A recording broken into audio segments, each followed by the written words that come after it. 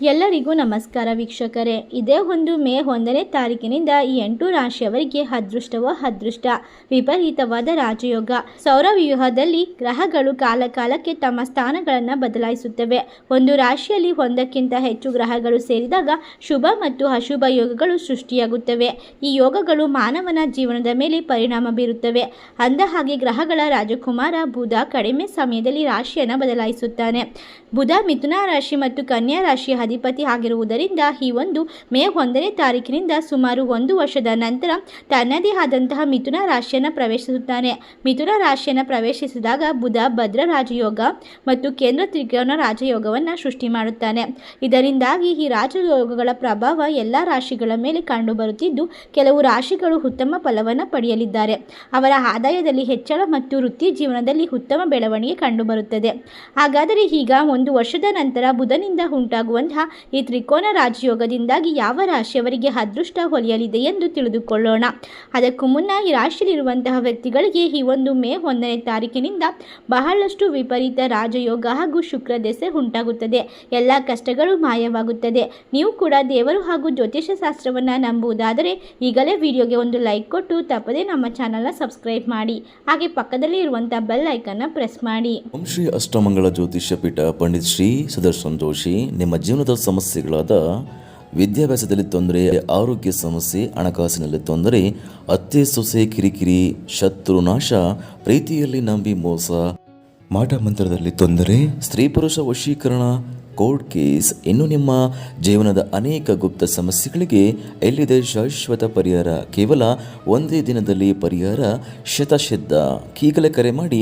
Mobile number 9591430662. ಹೌದು, ಈ ರಾಶಿಯಲ್ಲಿರುವಂತಹ ವ್ಯಕ್ತಿಗಳಿಗೆ ಕೆಲಸದಲ್ಲಿ ಕ್ಷಮತೆ ಹೆಚ್ಚು ಆಗುತ್ತದೆ. ಅಷ್ಟೇ ಅಲ್ಲದೆ ಇನ್ನು ಮುಂದೆ ವ್ಯಕ್ತಿತ್ವದಲ್ಲಿ ಉತ್ತಮ ಪ್ರಗತಿ ಕಂಡುಬರುತ್ತದೆ. ಎಲ್ಲ ಯೋಜಿತ ಕೆಲಸ ಕಾರ್ಯಗಳು ಯಶಸ್ವಿಯಾಗಿ ಪೂರ್ಣಗೊಳ್ಳುತ್ತವೆ. ವೈವಾಹಿಕ ಜೀವನ ಸಂತೋಷ ಮತ್ತು ಆನಂದದಾಯಕವಾಗಿರುತ್ತದೆ. ನಿಮ್ಮ ಸಂಗಾತಿಯೊಂದಿಗೆ ಹೊಸ ಮನೆ ಖರೀದಿಸುವುದು ಅಥವಾ ವ್ಯವಹಾರದಲ್ಲಿ ಹೂಡಿಕೆ ಮಾಡುವಂತಹ ಹೊಸ ಉದ್ಯಮಗಳನ್ನು ಕೈಗೊಂಡರೆ ನಿಮಗೆ ಅತ್ಯುತ್ತಮ ಫಲಿತಾಂಶಗಳು ಸಿಗುತ್ತದೆ. ಈ ಒಂದು ಅವಧಿಯಲ್ಲಿ ವೃತ್ತಿಪರವಾಗಿ ಬಹಳಷ್ಟು ಅದ್ಭುತವಾಗಿರುತ್ತದೆ.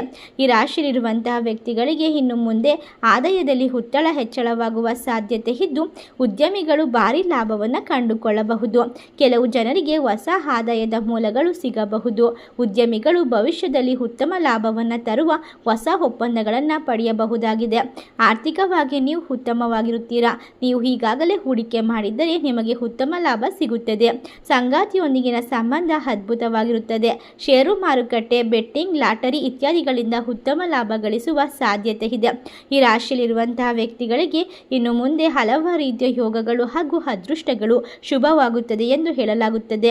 ಕೆಲಸ ಹುಡುಕುತ್ತಿರುವಂತಹ ವ್ಯಕ್ತಿಗಳಿಗೆ ಉತ್ತಮವಾದ ಉದ್ಯೋಗ ಸಿಗುತ್ತದೆ. ಕೆಲಸ ಮಾಡುವವರಿಗೆ ಸಂಬಳ ಹೆಚ್ಚಳವಾಗುವ ಸಾಧ್ಯತೆ ಇದೆ. ಕಚೇರಿಯ ವಾತಾವರಣಗಳು ಅನುಕೂಲವಾಗಿರುತ್ತದೆ. ಹೌದು, ಈ ಅವಧಿಯಲ್ಲಿ ನಿಮಗೆ ನೀಡಲಾದ ಜವಾಬ್ದಾರಿಯನ್ನು ನೀವು ಆತ್ಮವಿಶ್ವಾಸದಿಂದ ವಹಿಸಿಕೊಳ್ಳುತ್ತೀರಾ ಮತ್ತು ಅವುಗಳನ್ನು ಯಶಸ್ವಿಯಾಗಿ ಪೂರೈಸುವಿರಿ. ಶಿಕ್ಷಣ, ಸಂಗೀತ ಮತ್ತು ಮಾಧ್ಯಮದಂತಹ ಕ್ಷೇತ್ರದಲ್ಲಿ ಇರುವಂತಹ ವ್ಯಕ್ತಿಗಳಿಗೆ ಇದು ಒಳ್ಳೆಯ ದಿನವಾಗಿರುತ್ತದೆ. ವಿದೇಶಿಗಳಿಗೆ ಸಂಬಂಧಿಸಿದ ವ್ಯವಹಾರ ಮಾಡುವ ಜನರು ಉತ್ತಮ ಆರ್ಥಿಕ ಲಾಭ ಪಡೆದುಕೊಳ್ಳುವ ಸಾಧ್ಯತೆ ಇದೆ. ಈ ರಾಶಿಯಲ್ಲಿರುವಂತಹ ವ್ಯಕ್ತಿಗಳು ಆದಷ್ಟು ಬೇಗ ಶ್ರೀಮಂತಿಕೆಯನ್ನು ಪಡೆದುಕೊಳ್ಳುತ್ತಾರೆ. ಇವರಿಗೆ ಬರುವಂತಹ ಸರ್ವ ಸಮಸ್ಯೆಗಳು ಕೂಡ ದೂರವಾಗುತ್ತದೆ.